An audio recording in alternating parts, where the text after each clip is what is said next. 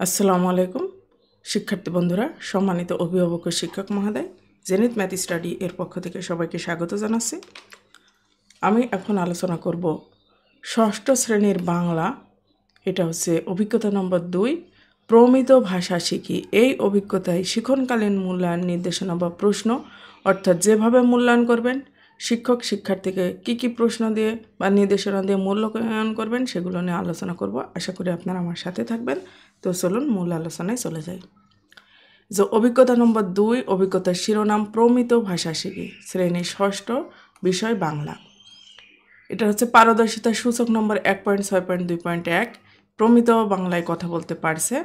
যে শিক্ষণ কার্যক্রমগুলো পর্যবেক্ষণ করবেন, অর্থাৎ যেগুলো দেখে পর্যবেক্ষণ করবেন, আর এগুলো পারদর্শিতার সূচকের মাত্রা, এগুলো আমি পড়ছি না। এগুলো এইভাবে করলে চতুর্ভুজ পাবে, এইভাবে করলে বৃত্ত পাবে, এইভাবে করলে ত্রিভুজ পাবে।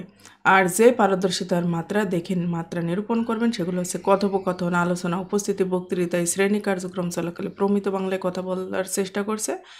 কথোপকথন, আলোচনা, উপস্থিতি, বক্তৃতায় পরিস্থিতি অনুযায়ী প্রমিত বাংলায় কথা বলতে পারার দক্ষতা ক্রমান্বয়ে উন্নতি করছে। কথোপকথন, আলোচনা, উপস্থিতি, বক্তৃতায় স্পষ্ট নির্ভুলভাবে প্রমিত বাংলায় কথা বলতে পারছে। এবার যে কাজগুলো দেখে শিক্ষক শিক্ষার্থীর মাত্রা নিরূপণ করবেন সেগুলো হচ্ছে পৃষ্ঠা নম্বর 9 থেকে 10, 12, 13, 19 এর ছক, পৃষ্ঠা নম্বর 9 এর কথোপকথন এর উপস্থাপনা আলোচনা, পৃষ্ঠা নম্বর 13 এর কথোপকথন, পৃষ্ঠা নম্বর 19 এর উপস্থিত বক্তৃতা। এইগুলোই ছিল হচ্ছে পারদর্শিতার যেই সূচকের যে কাজ, সেই কাজ। এই কাজগুলো এবার আমরা বইয়ে বিস্তারিত দেখব।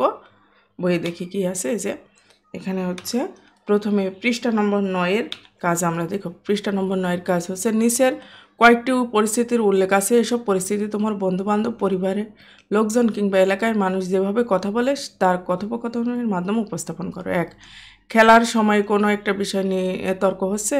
2, পড়াশোনা কেমন চলছে তা নিয়ে মা বাবার সঙ্গে কথা হচ্ছে। 3, সবজি কিনতে গিয়ে ক্রেতা বিক্রেতার মধ্যে দরাদরি হচ্ছে। এইগুলো হচ্ছে উপস্থাপন করতে হবে। এই কথোপকথনের মাধ্যমে এগুলো উপস্থাপন করতে হবে। এটা হচ্ছে এই যে 9 এর কথোপকথন, উপস্থাপন ও আলোচনা। এটা হচ্ছে কথোপকথন ও আলোচনা করতে হবে। আর এই 9 পৃষ্ঠার যে ছক, এই ছকটা পূরণ করতে হবে। যে বাম কলাম, ডান কলাম।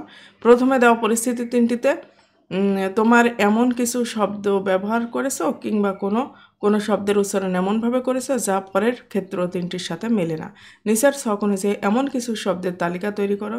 ধরো যাক টাকা শব্দটি তোমরা টাহা বলেছো, সেখানে নিচের ছকের বাম কলমে টাহা এবং ডান কলমে টাকা লিখতে হবে। এই যে এখানে বাম কলমে টাকা, এখানে টাকা।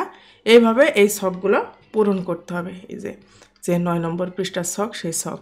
এবার আমরা 10 নম্বর পৃষ্ঠার ছক দেখব। এই যে এখানে 10 নম্বর পৃষ্ঠার ছক, শব্দ খুঁজে। অনেক শব্দ তোমার অঞ্চলের মানুষ ভিন্নভাবে উচ্চারণ করে, আবার অনেক প্রমিত শব্দের বদলে তোমার অঞ্চলের মানুষ আলাদা শব্দ ব্যবহার করে। এরকম শব্দ খুঁজে বের করে এবং নিচের ছক অনুযায়ী তালিকা তৈরি করে। তার মানে আঞ্চলিক উচ্চারণ বা শব্দ আর প্রমিত শব্দ কি সেগুলো খুঁজে বের করে এই ছক পূরণ করতে হবে শিক্ষার্থী বন্ধুদের। তারপরে 12, 13 ও 19 পৃষ্ঠার ছক আমরা দেখব। 12 পৃষ্ঠার ছক দেখলাম। এবার 13 পৃষ্ঠার ছক দেখবে। যে প্রমিত ভাষায় শব্দের উচ্চারণ ঠিকমতো করতে হয়। সুখী মানুষ নাটক থেকে কিছু শব্দ বাম কলমে দেওয়া হলো। শব্দগুলোর উচ্চারণ কেমন হবে তা ডানের কলমে লিখে দেখানো হয়েছে। তোমার উচ্চারণ ঠিক হচ্ছে কিনা এখান থেকে মিলে নাও। এই যে এখানে কিছু শব্দ দেওয়া আছে আর প্রমিত উচ্চারণ, এই শব্দগুলো তোমার উচ্চারণের সাথে মিলে কিনা সেটা তোমাকে দেখতে হবে। এবার 19 পৃষ্ঠায় যে কাজ, সে কাজ হচ্ছে প্রমিত ভাষায় চর্চা করি। এই পরিচ্ছদ শুরুর পরিস্থিতি 3টিতে যেভাবে কথোপকথন হয়েছে সেই কথাগুলো এবার প্রমিত ভাষায় বলার চেষ্টা করো। 1, খেলার সময় কোনো একটা বিষয় নিয়ে তর্ক হচ্ছে। পড়াশোনায় কেমন চলছে তার সঙ্গে কথা হচ্ছে। সবজি কিনতে গিয়ে ক্রেতা বিক্রেতার মধ্যে দরদরি হচ্ছে। উপস্থিত বক্তৃতায় প্রমিত ভাষার চর্চা। তোমরা প্রত্যেকে একটি করে বিষয় লিখে শিক্ষকের কাছে জমা দাও। একটি বিষয় নিয়ে একজনকে 1 মিনিট করে কথা বলতে হবে। কথা বলার সময় প্রমিত ভাষা ব্যবহার করো। তার মানে 19 পৃষ্ঠার এই কাজগুলো করতে হবে।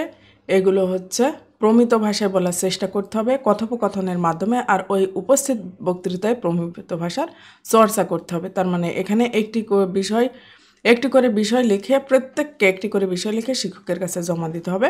এক একটি বিষয় নিয়ে একজনকে মাথায় রাখতে হবে 1 মিনিট করে কথা বলার সুযোগ দিবে।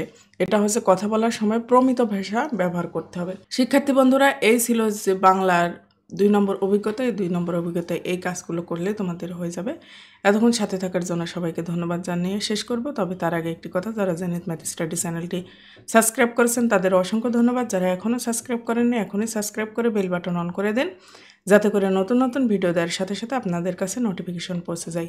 আপনারা ভালো থাকেন, সুস্থ থাকেন, এই মঙ্গল কামনা করে আজকের আলোচনা এখানেই শেষ করছি। আল্লাহ হাফেজ।